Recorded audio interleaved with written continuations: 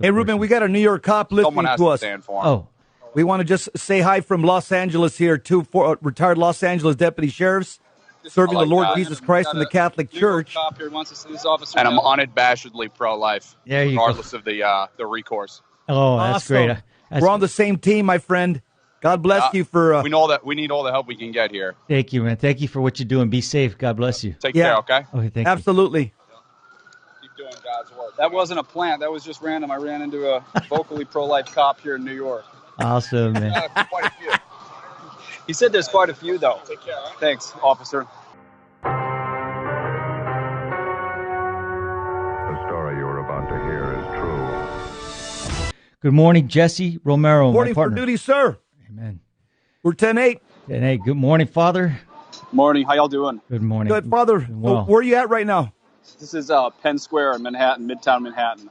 All right. Wow. You The see, heart of the culture of death, I think. I'm not sure. It is. It's a good point. This is close to where we had our Red Rose rescue that we're talking about today. But Father Dave, so tell us, you were all over the paper, all over the Catholic press. You were splashed all over. You're in a prone position, eating cement, being handcuffed by New Jersey police.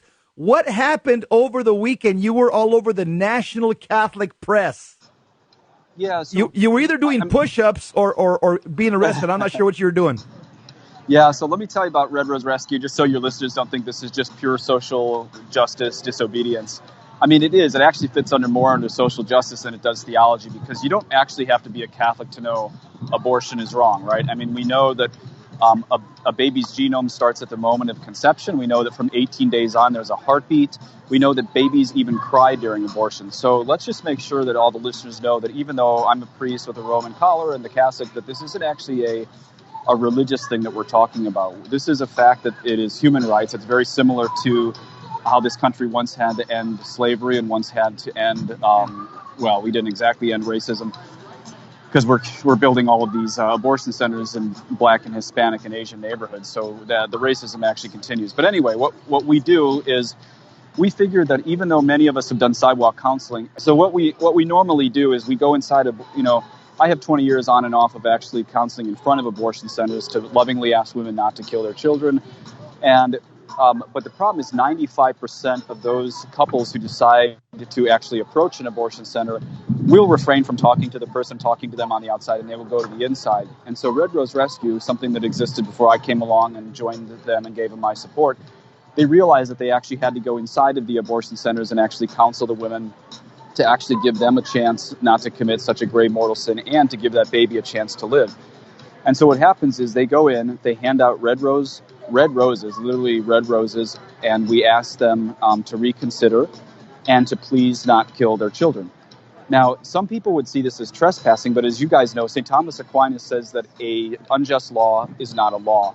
So we use what's called in law the necessity defense, because as you're going to hear where this is going is because when the staff asks us to leave, because we're just, we're gentle and we're kind and we're asking them not to kill children, the staff claims it's private property. The reason we don't believe that is what we're going to use in our court of law for when we get arrested, which is called necessity defense. And here's what necessity defense is. Imagine, guys, if you guys were walking past a pool this summer and you saw a big sign that said no trespassing, and behind that sign, maybe 10 feet behind that grate, behind that fence, you saw a child drowning. Would you disobey that sign and go save that child? Of course Absolutely. You would. In fact, absolutely. And in fact, perhaps you wouldn't even be wrong in refraining from obeying that sign. You actually might be required to go and save that child. So what happens is when we go in and hand out red roses and ask these women not to commit abortion, the staff asks us to leave, and we say we can't leave until every child here is safe. Inevitably, they call the police, and the police shows up. And my first Red Rose rescue down in Washington, D.C., the police were a little bit more gentle. They took 2 hours and basically trying to ask us to leave. And after 2 hours of us saying we can't leave until every child is safe, they finally put us on handcuffs and drug us away. We go limp. We don't resist, but we do go limp because we can't take any part in removing a person who is there to save children, and that's us. In this case in New Jersey, they were a little bit rougher. That as soon as the staff was called, the cops showed up, and they had 9 SUV cop cars with lights on it, maybe 10, and They came in and they drug us out of there pretty quickly. So the pictures I think that circled on social media was us pretty quickly after we actually entered in there, getting handcuffed and taken away to Morristown. I don't know if it was a substation or a jail or what it was there, but it was definitely a cop place. And we have our arraignment in a week, so I'm going to go see some friends in D.C., and then I'm going to come back up, stay with the Friars, and we have our arraignment on Wednesday. Father Dave, who's the founder of Red Rose Rescue? Red Rose Rescue is founded by Dr. Monica Miller, a PhD from Michigan, as well as Mary Wagner. Mary Wagner is sort of our inspiration. She probably doesn't do any paperwork for Red Rose Rescue, but she's essentially our inspiration. And she's done, if you total up all the time that she's actually done in Canadian jails and prisons, it comes to a total of 6 years. Wow. She's a very holy woman about my age who ended up joining a religious order, I think it was in France, and realized her whole calling was to give her life to the pro-life movement. So she returned to her home country of Canada and began praying, counseling inside of abortion centers. Well, as you guys know, Canada is much more liberal and pro-abortion and pro-death than even the United States, if you can imagine that. And so they have no patience for her at all. She gets whisked away very quickly and does some really hard time in Canadian prison. So she's essentially our inspiration. I don't know if you could call her a founder since she spent so much time in jail, but she's so famous, guys. There was a LifeSite news article about a week ago. She's now on, let me take this back. She's a celebrity in Poland. In Canada, she's not a celebrity. In Poland, she's such a celebrity, they are now printing her face on stamps. Oh, wow. That's yeah. Awesome. So she's the original Red Rose Rescuer. And one thing, guys, I want to talk about, since you both are cops, is, well, maybe I'll ask you guys a question. I don't know if that's normal for the guys that's all right. to ask questions, but what would you do if you were called to a Red Rose Rescue as 2 police officers and asked to remove people who were peacefully counseling inside of an abortion center? Would you lose your job before you arrest us, or would you say, I'll just go to confession later? Red Rose. I'll tell you what I did, and then Ruben could tell you what he did. Go ahead. Oh, you actually saw people like us? Oh, yeah. Yeah. I wouldn't arrest them. What, Father? Once I encountered Christ, once I had a conversion, and I knew that Jesus Christ was going to be the center of my life, and I was just sold out on the person of Christ and his majesty and who he was, and I started understanding the implications of being a Catholic. And I started receiving information about Catholicism being the fullness of faith, the fullness of truth, the pillar and foundation of truth. Those things had a profound effect on me. I'll just tell you one story of many. I was told on this one Saturday to go arrest some people it was after a briefing. It was on a Saturday morning. I was working overtime on Saturday. And I was told by the watch commander to go and arrest people that were praying in front of an abortion clinic. The way he said it, he said, I'd like you guys to go, when you get out of briefing, go and arrest these people that are in front of a clinic. I said, okay, what are they doing, Lieutenant? He says, well, they're praying. So the guys that I was with, probably about, I don't know, 12 guys, they said, yeah, they all ran to their lockers and, got their helmets and stuff. And I stood there and I talked to them. I said, so what exactly are we going to charge them with? He says, make something up. That's what he told me. Oh. All right, so what happened? And so I just looked at him. I said, in good conscience, Lieutenant, I'm sorry, I can't do that. I said, if you want to arrest him, go do it yourself. I said, in good conscience, you're asking me to do something that violates my conscience. It's an unjust order you're giving me, so I'm going to refuse. He brought me up to the captain a few days later. He wrote me up and stuff, and I went to see the captain after that. And the captain sat down with me, and he actually looked at me and he says, you got a lot of guts standing up to a lieutenant in front of a bunch of guys and telling them that you're not going to do something. And I said, well, Captain, yeah, I'm willing to take my medicine. I said, I'm pro-life. My parents are pro-life. I'm a practicing Catholic. And the captain, he happened to be kind of one of those lukewarm Catholics. He says, well, Jesse, I'm Catholic also. And you know what? I appreciate the fact that that you stood up for yourself, and I'll make sure that this lieutenant and you don't work the same shift and stuff.